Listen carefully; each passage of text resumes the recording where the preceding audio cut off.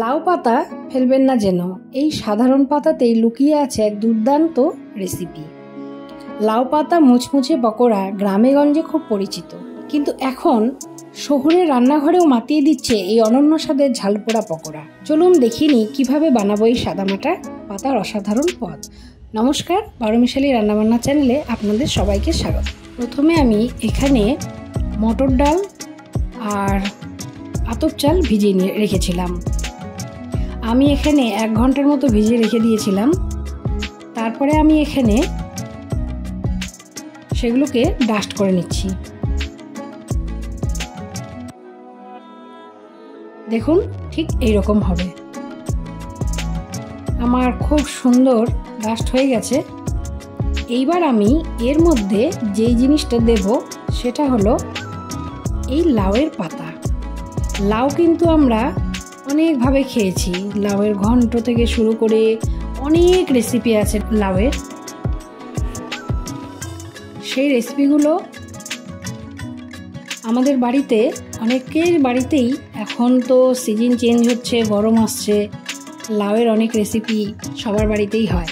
কিন্তু দেখুন, অনেকে পাতাগুলো আমরা ফেলে দিই। সেই পাতাগুলো দিয়েই আমরা যদি এইরকম একটা পদ তৈরি করি, তাহলে কিন্তু ডাল ভাতের সাথে গরম গরম দুপুরবেলা খুব ভালোই জমে যাবে। পাতাগুলোকে পেস্ট করে নিয়ে এর মধ্যে আমি মিশিয়ে নিলাম। নিয়ে আমি এবার দুটোকে সুন্দর করে একদম মিক্সড করে নেব। দেখুন, ঠিক এইভাবে। আপনারা যখন এটা বাড়িতে বানাবেন এবং সবার পাতে দেবেন এবং নিজেরাও যখন খাবেন, তখন দেখবেন একটা সুন্দর একটা স্বাদে ভরপুর থাকবে। আচ্ছা, এরপরে আমি এর মধ্যে দিয়ে দিলাম শুকনো চালের গুঁড়ো 2 টেবিল চামচ। তারপরে দিয়ে দিলাম হলুদ গুঁড়ো, তারপরে দিয়ে দিলাম লবণ। আর এর মধ্যে যেটা একদম স্পেশাল সেটা হলো লঙ্কার গুঁড়ো। লঙ্কার গুঁড়ো দিতে পারেন, তারপরে আপনারা কালো মরিচের গুঁড়োও দিতে পারেন। একটু ঝালঝাল হলে এই পকোড়াটা ভালো লাগে খেতে। দিয়ে আমি সবগুলোকে এইভাবে একসাথে মিক্সচার করে নিলাম। আমি সুন্দর করে মিশিয়ে নিচ্ছি। দেখুন, ঠিক এইভাবে আমার বড়ার আকারটা হয়ে গেছে, আমি এখানে দেখে নিলাম। এরপরে কড়াইয়ে আমি সাদা তেল গরম করতে দিলাম। আমি বড়াটা করেছি সাদা তেলে। এবার আমি একে একে গরম তেলের মধ্যে বড়াগুলোকে দিয়ে দিচ্ছি। ঠিক এইভাবে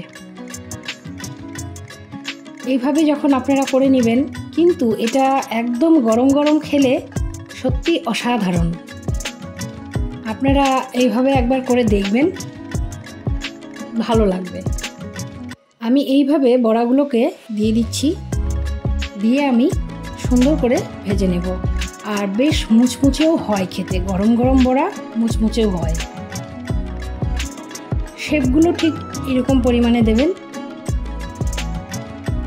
বেশি বড়ও করবেন না, আবার বেশি ছোটও হবে না। এক পিঠ আমার এরকম হয়ে গেল একদিকে, আর অন্যদিকে আবার ঠিক এইভাবে আমি ভেজে নিচ্ছি।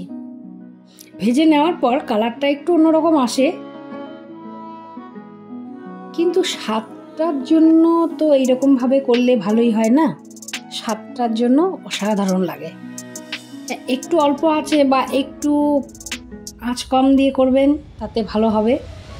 আর যদি মনে করেন যে এইরকম না করে এর থেকে একটু হালকা করবেন, হয়তো মুচমুচে হবে না। দেখুন, আমার বড়াগুলো ঠিক এইরকম পরিমাণে হয়েছে। এতক্ষণ আমার সাথে থাকার জন্য অসংখ্য ধন্যবাদ। লাইক করবেন, শেয়ার করবেন, সাবস্ক্রাইব করতে ভুলবেন না। ধন্যবাদ।